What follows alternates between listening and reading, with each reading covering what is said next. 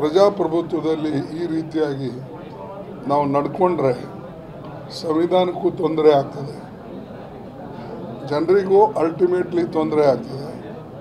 ಮತ್ತು ಪ್ರಜಾಪ್ರಭುತ್ವ ಉಳಿಲಿಲ್ಲ ಅಂದರೆ ನ್ಯಾಚುರಲಿ ನಾಳೆ ಅಡಲ್ಟ್ ಫ್ರೆಂಚೈಸು ಇರೋದಿಲ್ಲ. ಮತ್ತು ಇದೆಲ್ಲನೂ ಕೂಡ ನೋಡಿದಾಗ ನಮ್ಮ ಮೋದಿ ಸಾಹೇಬರು ಆಟೋಕ್ರಾಟಿಕ್ ಮತ್ತು ಡಿಕ್ಟೇಟರ್ಶಿಪ್ ಈ ದೇಶದಾಗ ತರಬೇಕು ಅಂತಕ್ಕಂಥ ಇಚ್ಛೆ ಅವ್ರು ಕಾಣ್ತದೆ. ಅದನ್ನೇ ಅವರು ತೋರಿಸ್ತಾನೂ ಇದ್ದಾರೆ. ಅದಕ್ಕೆ ಇದು ಜನ ತಿಳ್ಕೊಳ್ಬೇಕಾಗಿದೆ. ಅದಕ್ಕಾಗಿ ನಾವು ಜನರಿಗೆ ಎಕ್ಸ್ಪ್ಲೇನ್ ಮಾಡ್ತೇವೆ. ಆದರೂ ಕೆಲವು ಜನ ಇನ್ನೂ ಅವ್ರ ತಲೆಯಲ್ಲಿ ಗುಂಗು, ಅವರಿದ್ದರೆ ದೇಶ ನಡೀತದೆ ಅಂದ್ರೆ ನಡೆದಿದೆ. ಈಗ ಅವ್ರು ಇಲ್ಲದೇ ಇದ್ದಾಗ 70 ವರ್ಷ ನಡೀಲಿಲ್ಲ.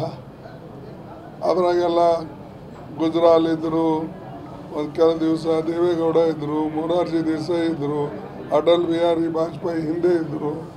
ಆಮೇಲೆ ಈ ಅನೇಕ ಜನ ಈ ದೇಶದಲ್ಲಿ ದೇಶ ಕಟ್ಟಿದ್ದಾರೆ. ಮತ್ತು ಬಡವರ ಬಗ್ಗೆ ಅನುಕಂಪ ಇರ್ತಕ್ಕಂಥ ಒಂದು ಗವರ್ನೆನ್ಸ್ ಇತ್ತು, ಆಡಳಿತ ಇತ್ತು.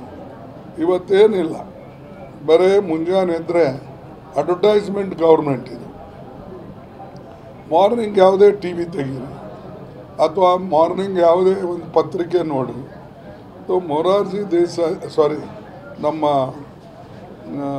ಮೋದಿಯವರು ಫೋಟೋ ಇಲ್ಲದೆ ಅವ್ರದ್ದು ಒಂದೆರಡು ಮಾತು ಅದ್ರಾಗ ಹೇಳಿದೆ ನಿಮಗೇನೂ ಬೇರು ಸಿಗೋದಿಲ್ಲ. ಸೊ ಹೀಗಾದರೆ ಅದು ದೇಶಕ್ಕೆ ಒಳ್ಳೆಯದಿಲ್ಲ.